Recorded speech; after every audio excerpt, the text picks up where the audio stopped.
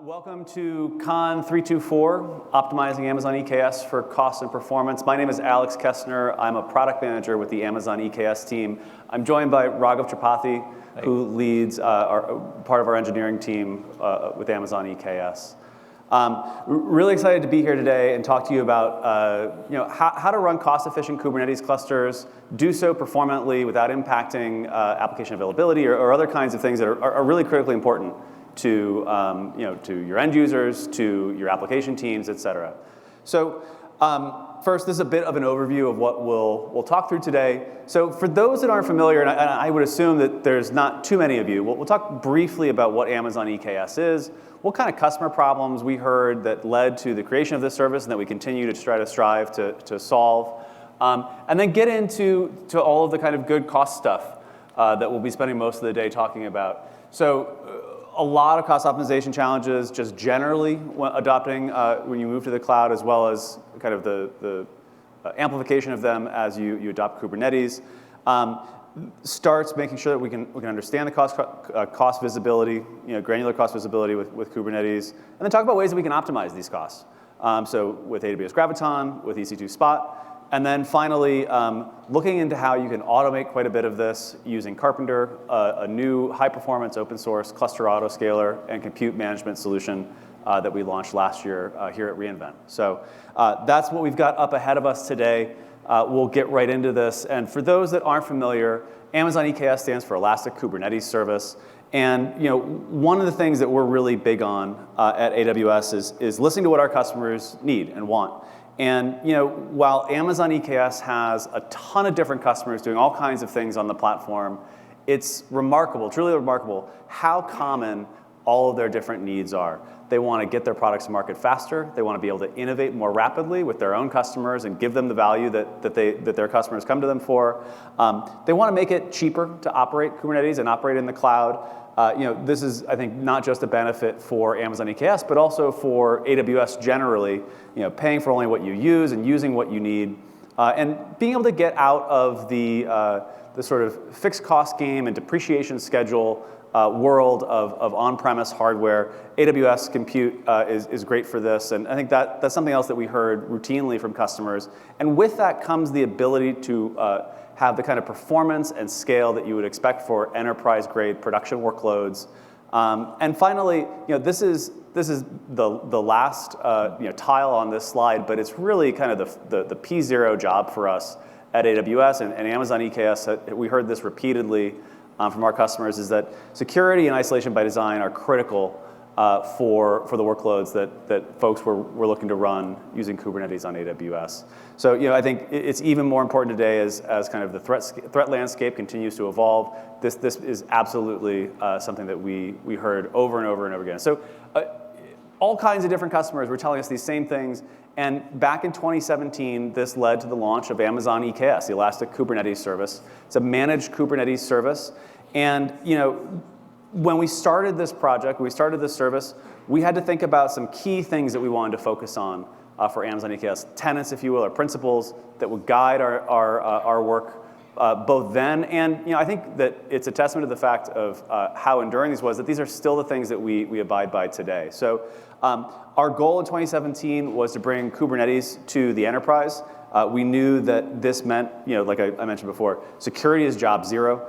AWS has always been focused on security, and we knew that if we were to launch a managed Kubernetes service with Amazon EKS, that had to extend into the Kubernetes environment as well. This was as true then. Sorry, is as true now as it was then, and still is absolutely the main focus for us with Amazon EKS. I think the next most important thing here is I mentioned that in 2017 we were looking to help enterprises adopt Kubernetes. And that meant that the service itself needed to be reliable for production use and scale for some of the largest companies in the world. And this is something that we continue to take very seriously today. And so Amazon EKS is built for production workloads at true enterprise scale. And this is something that we continue to focus on today. Now, many customers come to Amazon EKS because they want to use Kubernetes with AWS. But they also want to get the benefit of the rich portfolio of other AWS services that bring a lot of the value that they get from adopting AWS in the cloud. And we knew that these would be powerful capabilities that would enhance their Kubernetes experience. And so we wanted to make sure that as we built Amazon EKS and continue to build new capabilities into the platform, that these would be integrations that we could continue to power and help Kubernetes users access them in a Kubernetes native fashion. Now, the last two here are very kind of critical to us as a service. We're built on top of all of the hard work of the Kubernetes open source community, and that's something that we take very seriously. And so one of the key kind of principles of Amazon EKS is that EKS is vanilla upstream Kubernetes. It's not modified. We use the same distribution plus some security fixes that we actually backport quite a bit. But if you can run it on Kubernetes, you can run it on Amazon EKS. It's fully Kubernetes conformant. And this is something that we see as just absolute table stakes for Amazon EKS. Finally, with a service built on such an amazing open source community as Kubernetes, we knew that we needed to be committed to that community and honor the work that all of these folks have done by doing whatever we could to contribute either directly or with partnerships to the open source community around Kubernetes. So in a nutshell, AWS is a great place to run Kubernetes, and Amazon EKS, through our work kind of around all of these tenets, makes it easy to build efficient, secure, and reliable Kubernetes applications. In virtually any environment, we will not be talking about EKS anywhere in some of the on-prem environments here today, but I think that still holds true for Amazon EKS. So what does an Amazon EKS cluster look like? For those that maybe aren't as familiar, I think this will be a great map to what we mean when we talk about the various parts of a cluster that we'll be diving into how to optimize for cost efficiency later.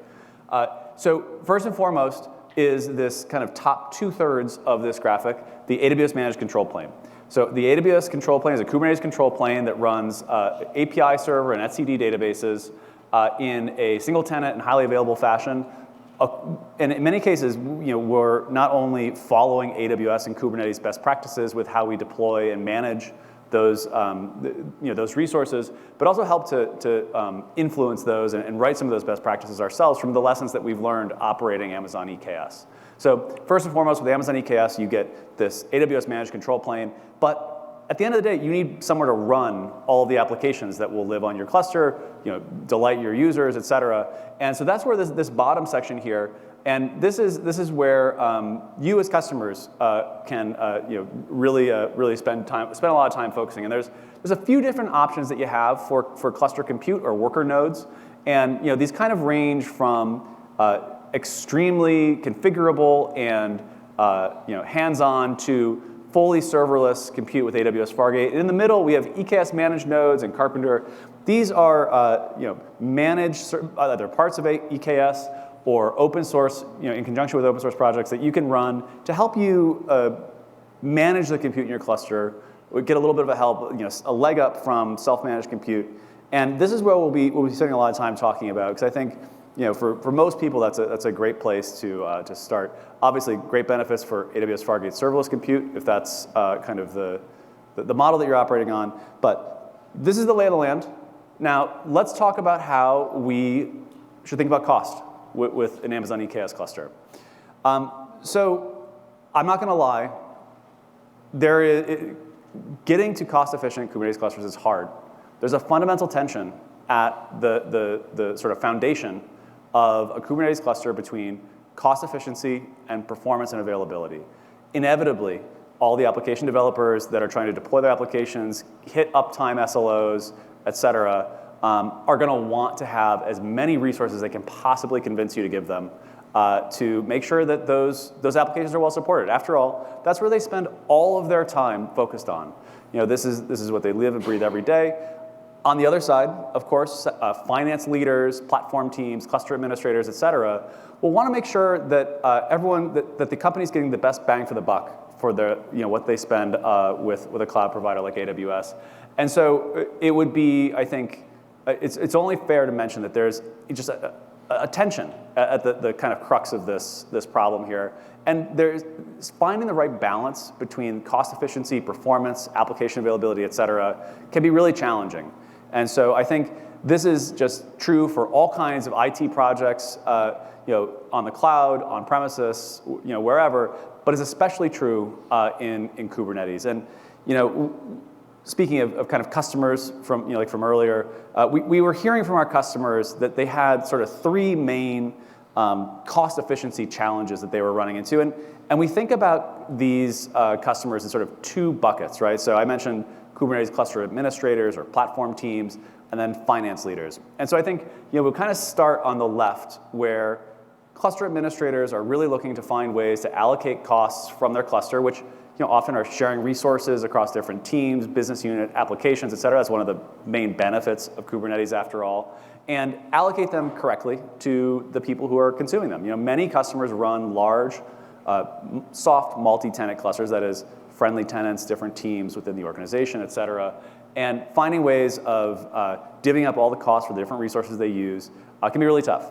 And then, the other challenge that you run into is that once you are able to do that, you're able to slice and dice the different kinds of portions of resources that teams and applications are using, is that you want to make it a sort of bring visibility to those teams themselves, so that the finance leaders and yourself can kind of accurately map out what different kinds of business units or stakeholders in your organization are spending what with their Kubernetes cluster. And so this is commonly referred to as either chargeback or showback. These are two terms kind of depending on the degree to which you're going to be, how serious you are about enforcing some of these costs. Challenges here, frankly, is that if you are unable to do this successfully, then these costs often get misallocated in the organization, which can become very challenging for finance leaders as they go to report budget and forecast for future years.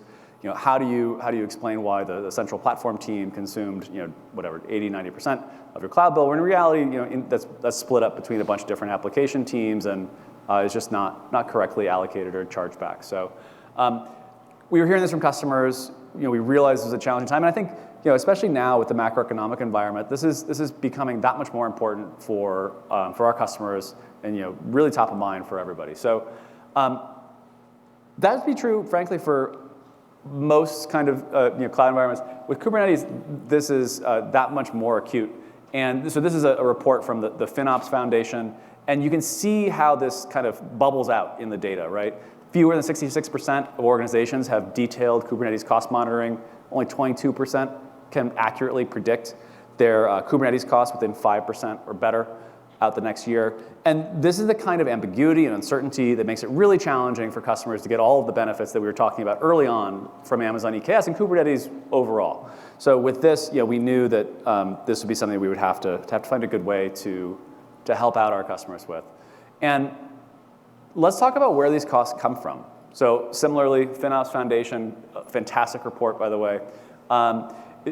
Overwhelmingly, that is more than 90% of Kubernetes costs come from cluster compute and memory. So if you remember that graphic of an EKS cluster where we had like the managed control plane, and then we had this little sliver of all the different kind of worker compute options, 90% of that is that little sliver at the bottom where the applications actually run. It makes sense, right? So first and foremost, this is actual applications, serving customers, generating business value, doing really exciting things for your users. But also, this is kind of where this tension comes back into play. Sometimes these application teams will, be a little aggressive in terms of what their applications actually need, and so sometimes they're underutilized. There's only so much that Kubernetes can do, that central platform teams can do to make sure that everything has just the right amount of compute and memory that it needs to work efficiently.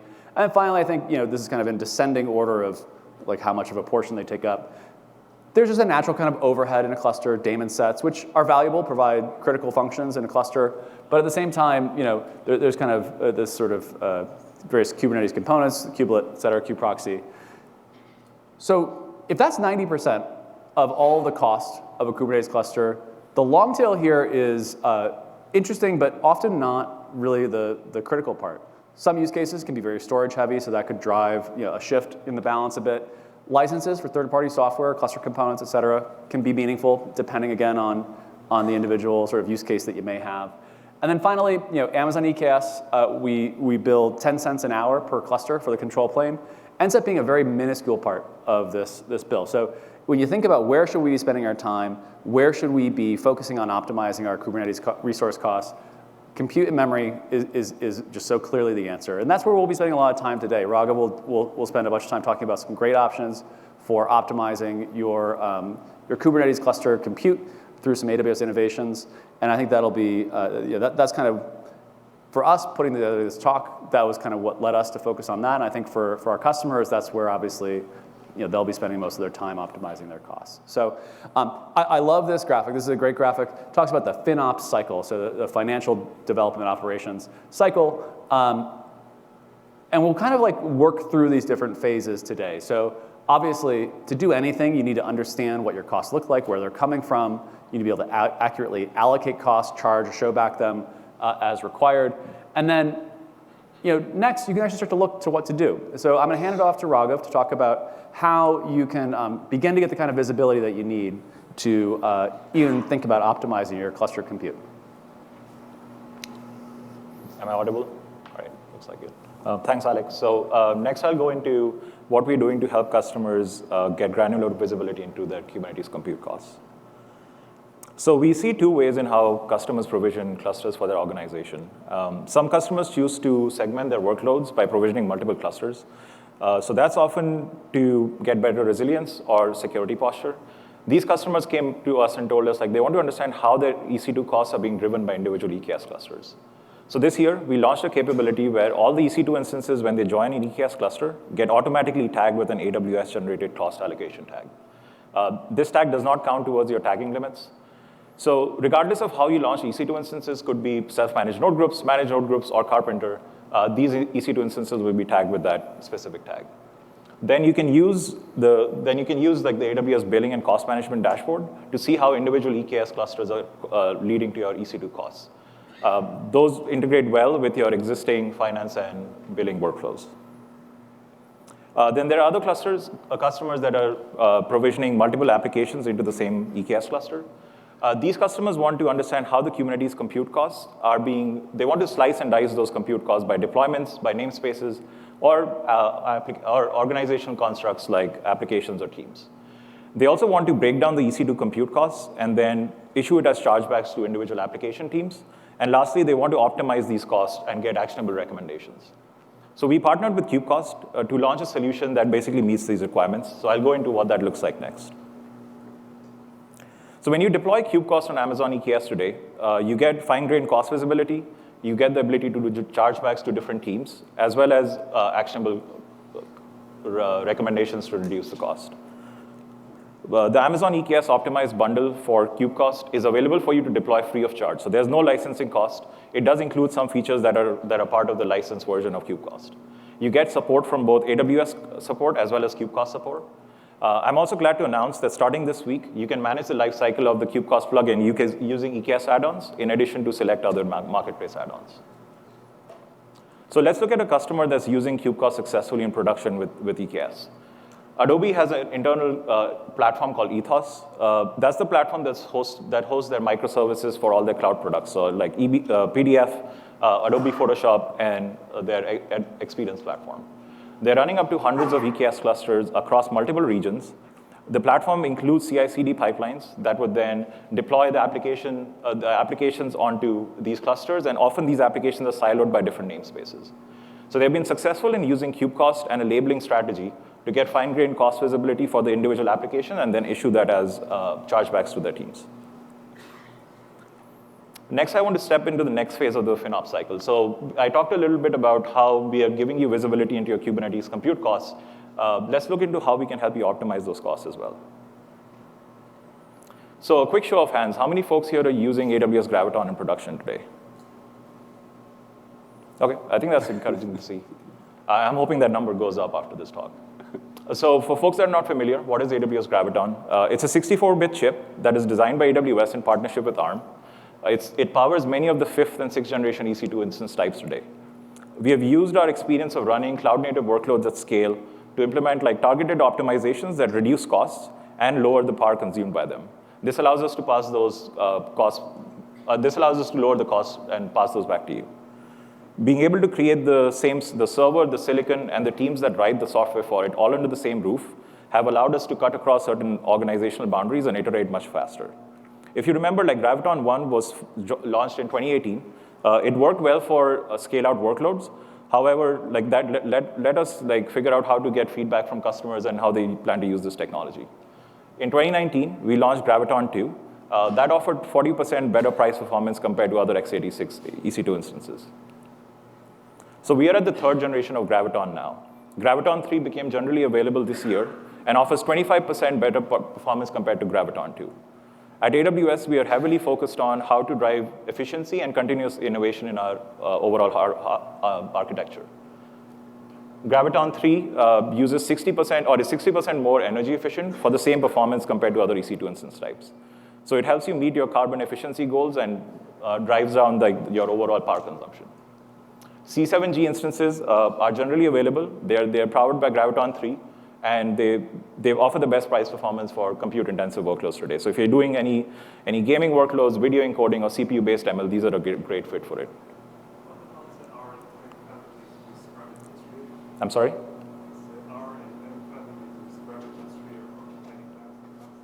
Yeah, so I think there's up to 25 instance types in 15 regions today that support Graviton. I think they're down to, we're trying to expand more families. I think we launched one that's focused on HPC today. But we can talk more about like what's coming up in our roadmap. Yeah, and I'll mention we'll take some questions here. We'll save some time at the end if people want to come up, and happy to chat for a bit for sure. So yeah, as many of you are aware, Kubernetes is a declarative self-reconciling system. That's a property about Kubernetes that our customers love, and we use that as a tenet to define other experiences in EKS.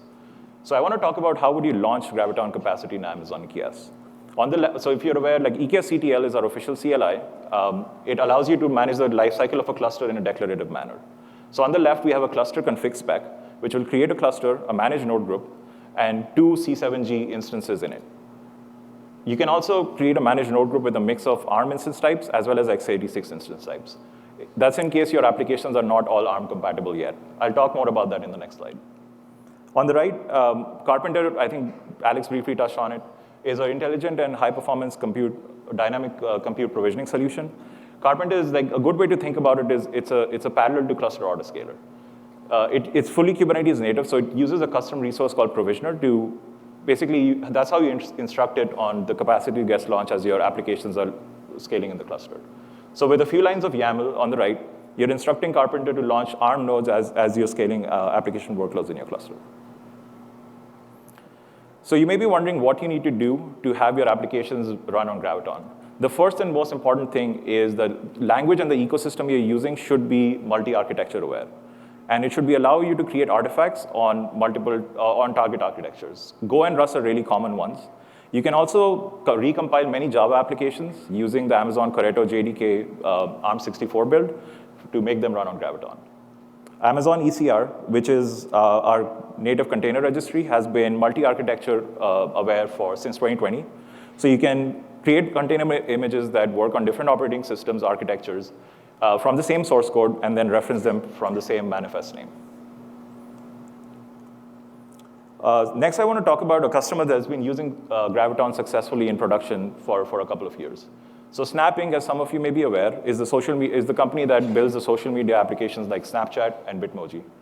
They adopted AWS Graviton to get better price performance on EC2. They could migrate some of their applications within an order of a week to Graviton and then reduce their compute costs. Snapchat runs as a cloud-native application of architecture of microservices on Amazon EKS today and delivers up to 2 million transactions per second.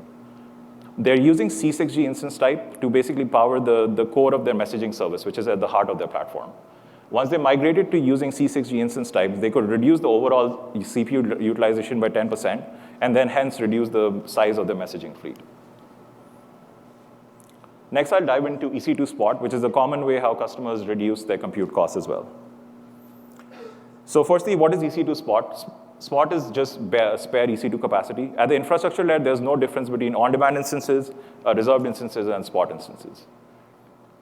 Up until November 2017, Spot pricing was based on customer bids.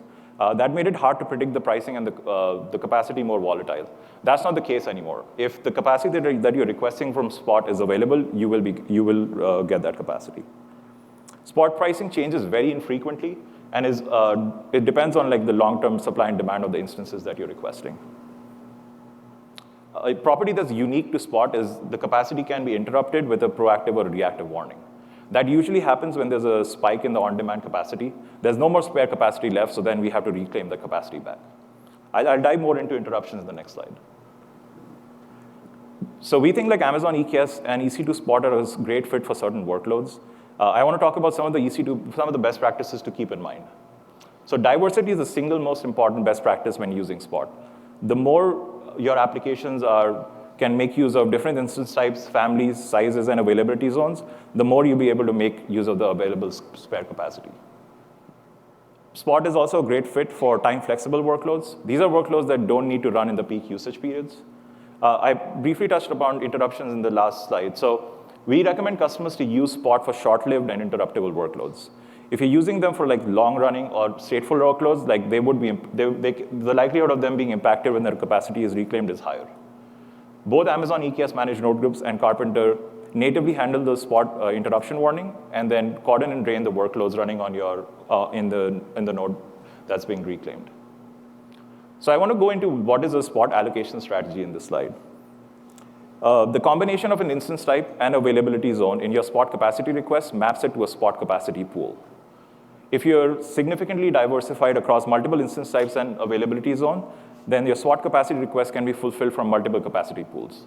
That's where the allocation strategy comes into picture. So this week we launched, or a couple of weeks ago, we launched a new allocation strategy that's called the price and capacity optimized strategy. This strategy looks at both the depth of the capacity pool as well as the price of that capacity pool when launching the instances. We made this allocation strategy the default in Karpenter v0.19. Based on our internal data, we see that the interruption rates for this new allocation strategy and the previous default are pretty much the same, while you get to lower your costs. So here's another quick look at how you would launch EC2 capacity with Amazon EKS. On the left, we have a cluster config spec again that will create a cluster with the managed node groups and multiple instance types as recommended. Since Karpenter is fully Kubernetes native, it allows you to use richer abstractions like the logical not-in operator that you're probably familiar with. So on the right, we have a provisioner spec that will instruct Karpenter to create Spot instances, but exclude all the small instance types.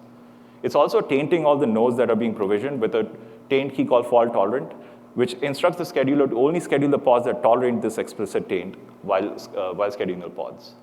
That allows you to target only the interruptible workloads in your cluster on these specific nodes. So last, I'll go into a case study of a customer that's recently started to use Karpenter and EC2 Spot in production. Airtel is a telecom company in Southeast Asia. They have a media platform called Wing Studio. This allows independent publishers and content creators to publish their content into the media platform. On an average, they stream up to around 1 terabyte of data per minute. They recently adopted Karpenter and EC2 Spot in their production, and they could lower the cost by 47% while still meeting the requirements of the bursty workloads. Next, I'll pass it back to Alex to dive into how Karpenter can further reduce your compute costs. Hey, thanks, Raghav. Yep. So yeah, I think this is kind of the I don't know. You think about Karpenter, think about all these innovations. All of these would require manual effort to introduce into your cluster, manage, get all the configuration right.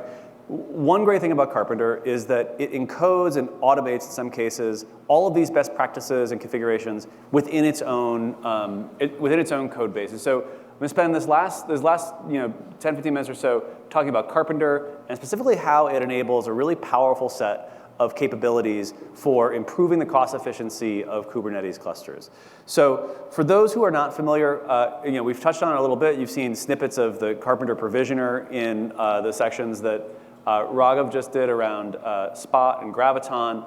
So Karpenter is a high-performance and intelligent compute provisioning and management solution. So what does this mean?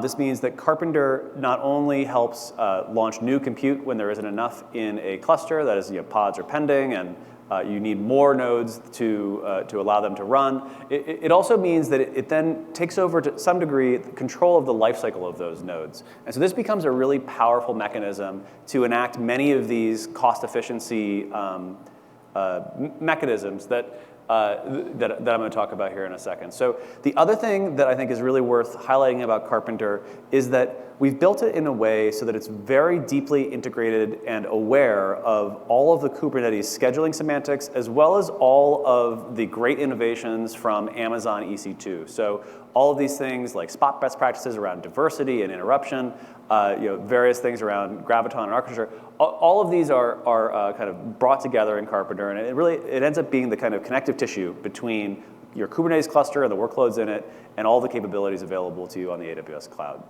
So many customers look to Karpenter to solve some of these kinds of challenges. And I think it's not obvious, except for the last one, that these are cost efficiency challenges. But I really do think that these all help you run more cost efficient clusters, because the less compute that you have in a cluster sitting around not being used, the better, the more efficient those clusters are. So Karpenter is able to respond in seconds when there's pending pods, application load changes, there's new workloads added to a cluster, or workloads are scaling out.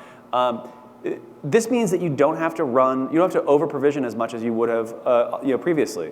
So you can run a hotter cluster, allow it to react rapidly to the changing needs of the workloads within it, continue to drive utilization up for longer during the cluster's lifetime.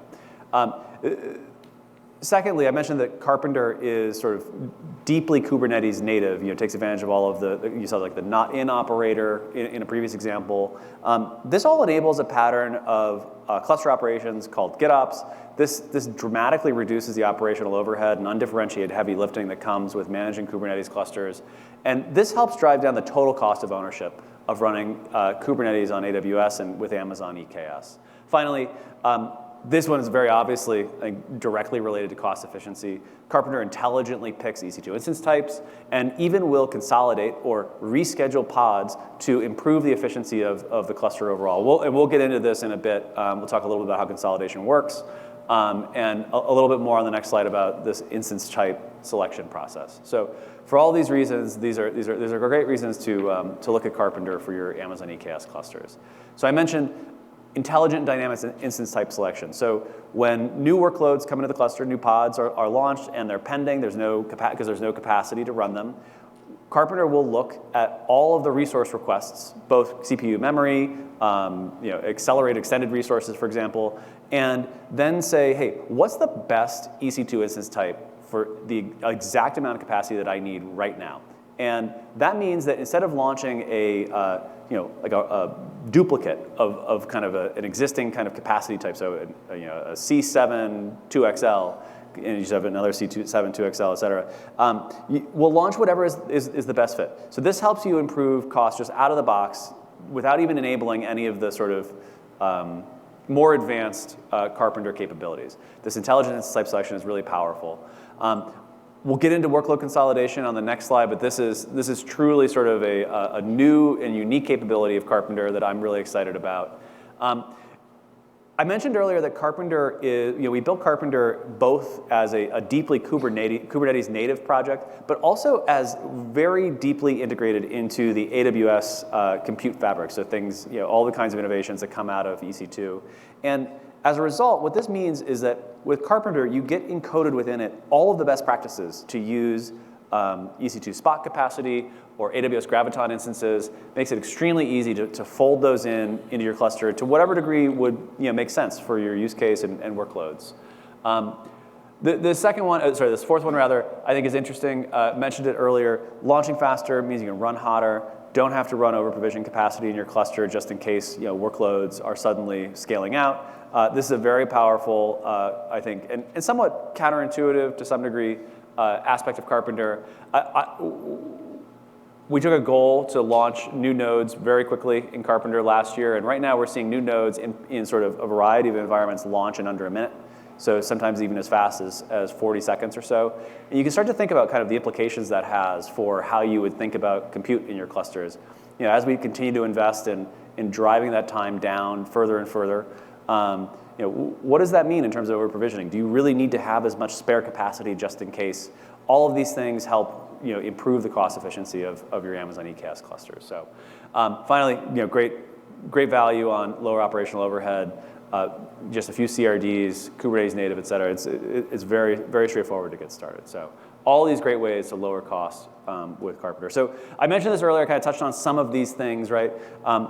This is the fundamental sort of view of how Karpenter works in tandem with a Kubernetes scheduler. So it's a controller that lives in the cluster, and as pending pods come in and they're unschedulable because there isn't enough capacity, like I mentioned, Karpenter looks at all the resource requests that are required there and their scheduling requirements. So if you need to have them, if you have pod anti-affinity or you have topology spread constraints, we'll look at all of those kinds of Kubernetes scheduling semantics to make sure that the compute that we launch will allow all of those pods to be scheduled, and we'll launch the EC2 instances that are best fit to all of those workloads. So that's kind of the scale-out use case, right?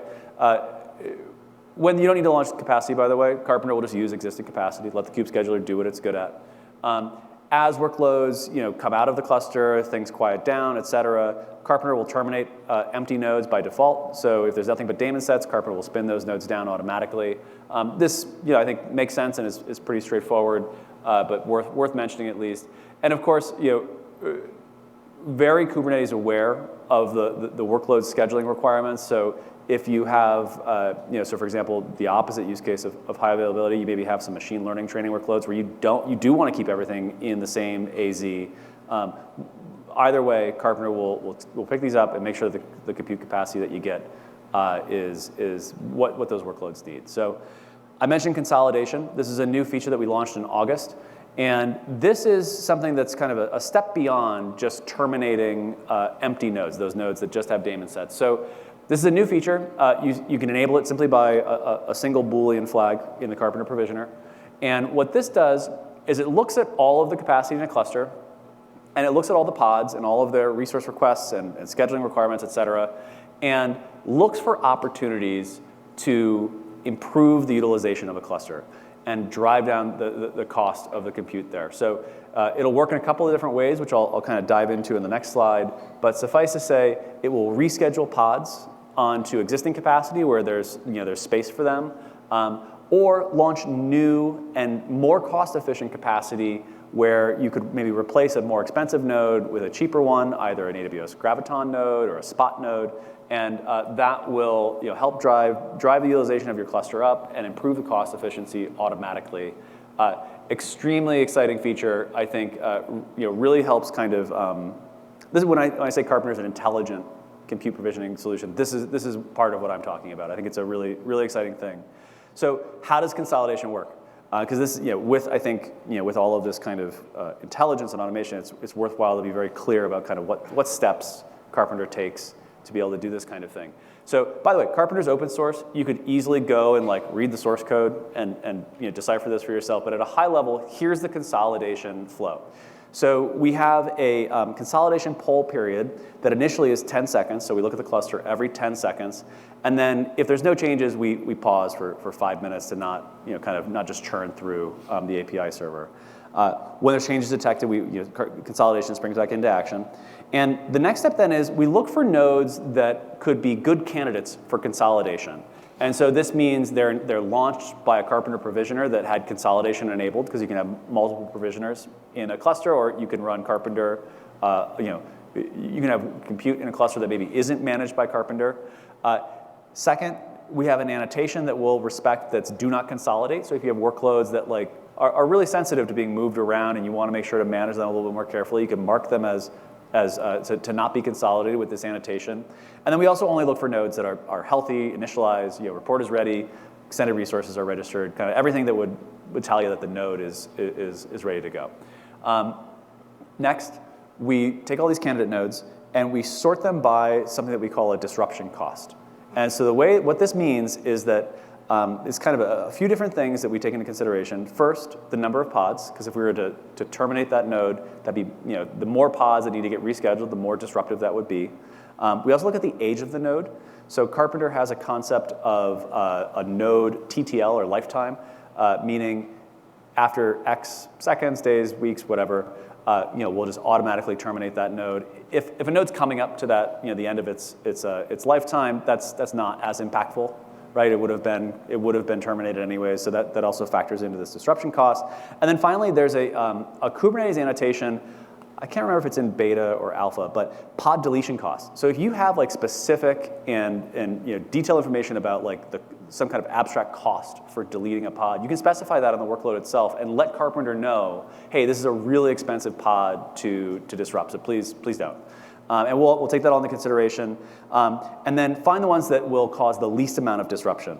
With those, we'll then go and effectively run a scheduling simulation. So we'll pretend as though we've terminated that first node, the least disruptive node, and then we end up with 3 outcomes to this simulation. And so I'm going to start from the bottom here, I think, actually. So if once deleting that node, what would happen is that we would launch an equally priced or more expensive node.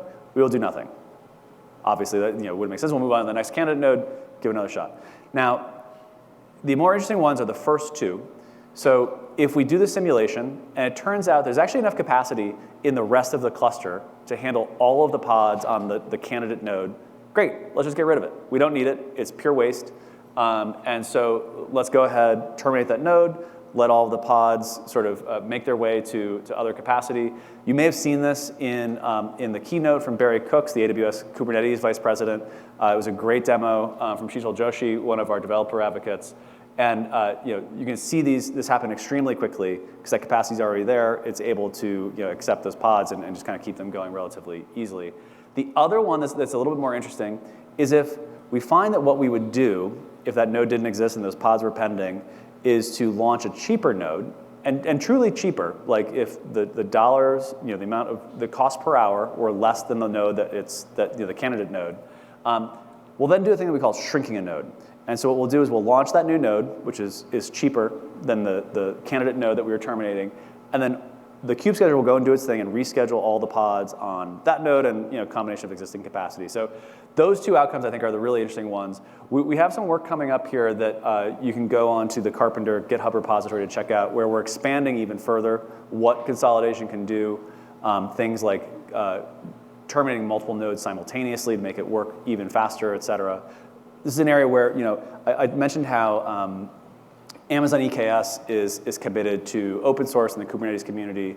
This is an area, the Karpenter project specifically, where your feedback in the GitHub repo really just goes straight to me and the team, where it then can rapidly be built into the project itself. So definitely encourage everyone to go and check out Karpenter if you have a moment. It really does simplify incorporating all of these great AWS innovations for improving cost efficiency. You can see, for example, here this kind of mock provisioner. It's a real provisioner, but you'd have to have a couple more things that you need to specify. Easily, just a few lines of YAML, get all of the kinds of compute that we were talking about, AWS Graviton, EC2 Spot, get a workload, specify the kinds of, if they're interruptible or not, or maybe not to consolidate them, their pod deletion costs, all these kinds of things with Karpenter become very straightforward and provide a really powerful way to improve the cost efficiency of Amazon EKS clusters. So let's talk about a customer who is using Karpenter and Amazon EKS in production. So this is Expedia Group. You are almost certainly familiar with their namesake property, Expedia.com. What you may be less familiar with, though, is that they operate a number of different online travel agency properties, and they've kind of grown both organically and by acquisitions over the last years. And as a result, they have a diverse set of different environments, because these different organizations have come with their own environments that they're combining onto a single platform called the Runtime Compute Platform. And with this, they're doing this on EKS, and with Karpenter, it ends up being extremely complicated to unify all of these different environments, these different applications. And so Expedia Group has used Karpenter to adopt EC2 Spot in these clusters. So they've been able to be very flexible. Raghav mentioned that diverse instance type and availability zone diversity is key to adopting EC2 Spot. You're more likely to get Spot capacity and keep it for longer the more diverse you can be. And Karpenter has helped Expedia Group to increase the diversity of their EC2 Spot, lowering interruption rate, and by extension, lowering their compute costs. And with all these diverse environments they've kind of brought into their company, Karpenter has been kind of the way they can really reduce the amount of work it's taken to unify all of these onto their runtime compute platform. So a very exciting story from Expedia Group using Amazon EKS and Karpenter. Well, I have a couple kind of key things here, takeaways from the talk, and Raghav and I will hang out a bit. We're happy to answer questions here at the stage for the next 15 minutes or so. I do think this FinOps cycle is such a great way to think about how you can, like a framework to approach cost efficiency with Amazon EKS and Kubernetes. You have to understand with as much detail as necessary based on the kind of architecture that you have, the amount of cost that individual applications, teams, business units, et cetera, are driving. Then you can use things like Karpenter, EC2 Spot, AWS Graviton to start to optimize the compute costs, because at the end of the day, compute costs are truly the vast majority of all of the costs for a cluster. And it's a cycle after all, right? Like this is something you have to kind of continuously invest in, look for ways to always get better information, optimize more completely.